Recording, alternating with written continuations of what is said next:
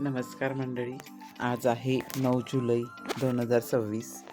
आम्ही आज जाणार आहे गुलमर्गसाठी आणि आम्ही सकाळी 6 वाजेलाच रेडी झालो आणि सकाळचा गरमागरम चहा घेऊन आम्ही गुलमर्गसाठी गणपती निघालो. बाप्पा मंगल मूर्ती उंदीर मामा की जय.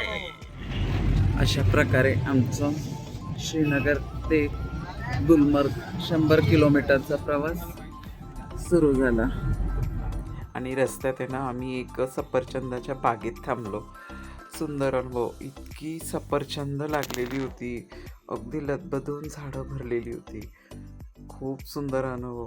आम्ही प्रत्यक्ष सर्वांनीच पहिलीच वेळ होती सर्वांची सफरचंदाची झाडं बघण्याची. अजून ही सफरचंद कच्ची आहे आणि आपल्याकडे कसं जागा दिसली की आपण पहिले आंब्याचं झाड लावतो, तसं इथे दारापुढे ना सफरचंदाची झाडं लावतात आणि तिथले मालक आम्हाला अगदी उत्साहाने सगळी माहिती सांगत होते. खरंच हे सगळं बघून आहे ना निसर्ग किती उदार आहे याची पुन्हा एकदा जाणीव झाली. खूपच छान.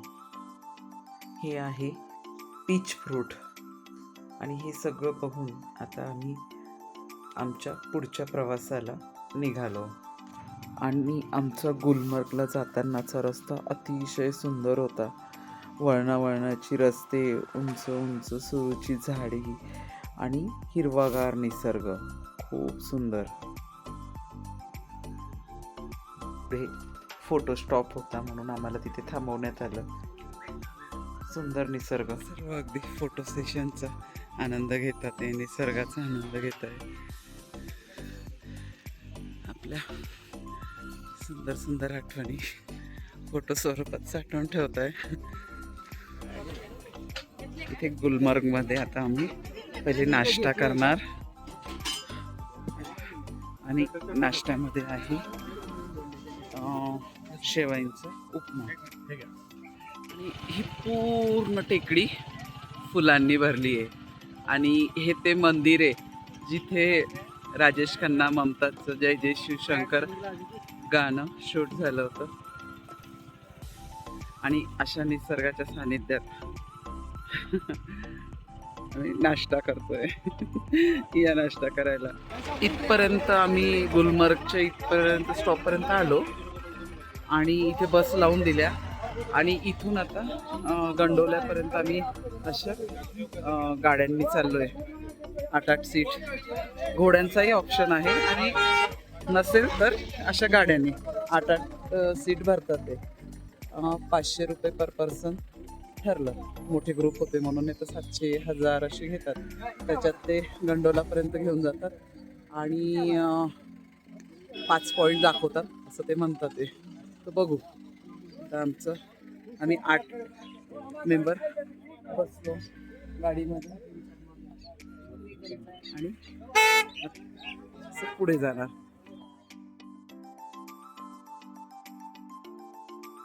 गंडोल्याच्या ठिकाणी आता आम्ही पोहोचलो आणि घाईघाईत एक फोटोही काढून घेतला. इथून अशी रांगे पूर्ण. सीझनमध्ये ही जागा कमी पडत असेल. एका याच्यात किती बसतात? माझ्या ते 6 बसतात. 6. चला चलो. हा आला आमचा उडण खटोला. चला चला चला चला चला चला पटकन पटकन थांबत नाही. चालू याच्यातच बसावं लागतं.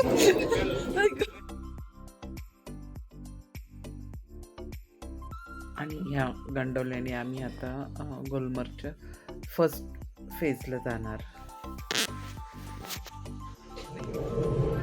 चला रेडी राहा उतरायला. हो पटकन उतरावं लागतं.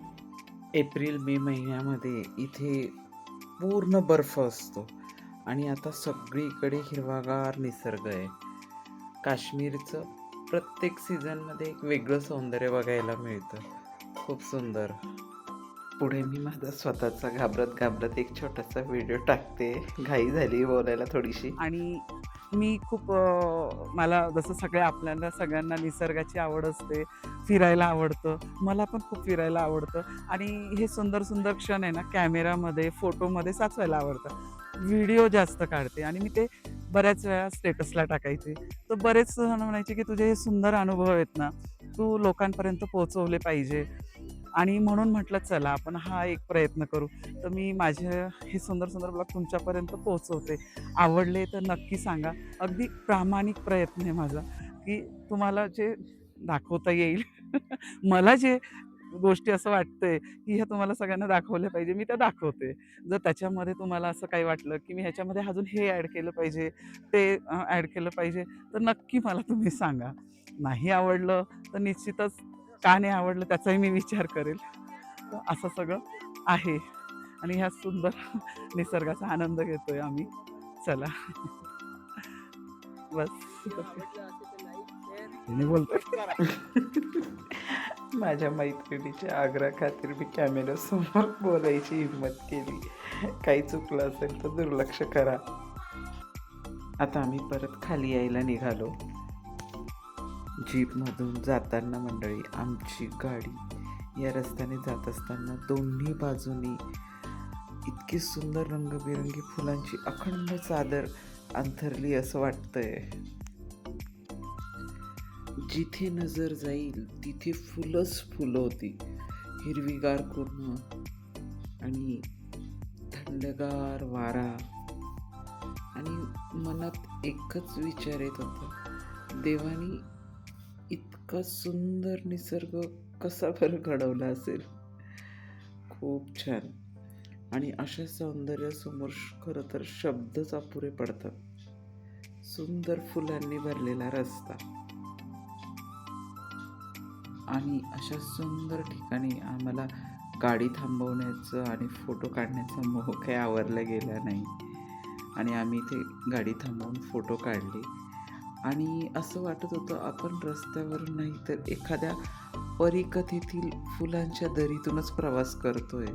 खूप सुंदर होतं. आम्ही पायीच मंदिराकडे निघालो. तिथे उतरलो आणि पायी पायी मंदिराकडे जायला निघालो. आणि ही सुंदर अगदी लालबुंद फुलं आहेत सर्व.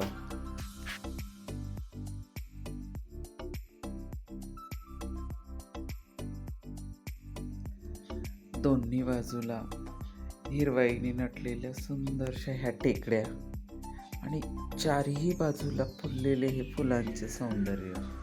काय वर्णन करावं त्या सौंदर्याचं. खरंच खूपच छान.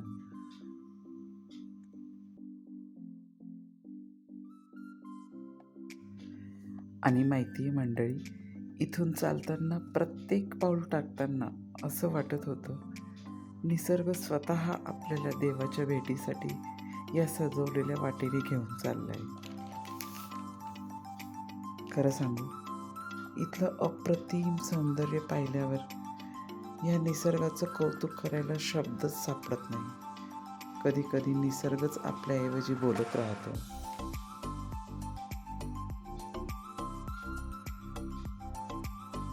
काही ठिकाणं अशी असतात जिथे शब्द थांबतात आणि निसर्ग बोलायला लागतो.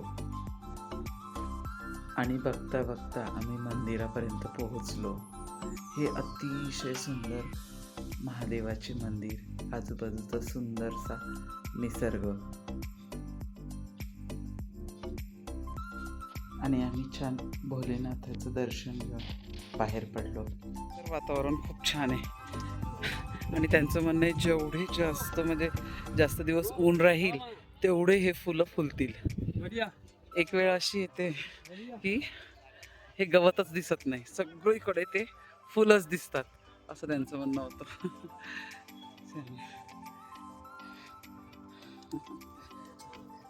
कुठून आलाय मावशी? धुळे. झालं अमरनाथचं दर्शन छान? अरे वा. किती तारखेला? आम्ही नाशिकवरनं. हा चला. हो भरपूर आहेत महाराष्ट्रीयन. चांगलं झालं. कशा गेल्या होत्या, घोड्याने की? मग अच्छा अच्छा. मग पालखीने गेले, चांगलं झालं ना. पण हा मग थोडस वातावरणामुळे हा हा हा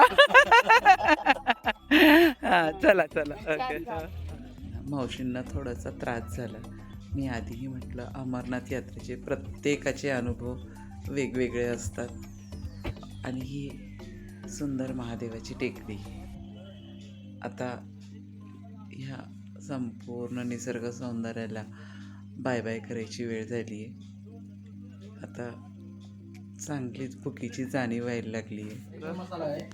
आणि जेवणात आहे सलाड, गरमागरम भात, काय पालक वरण आहे का, दाल पालक, बैंगन मसाला महाराष्ट्रीयन आणि पूर्ण फूड,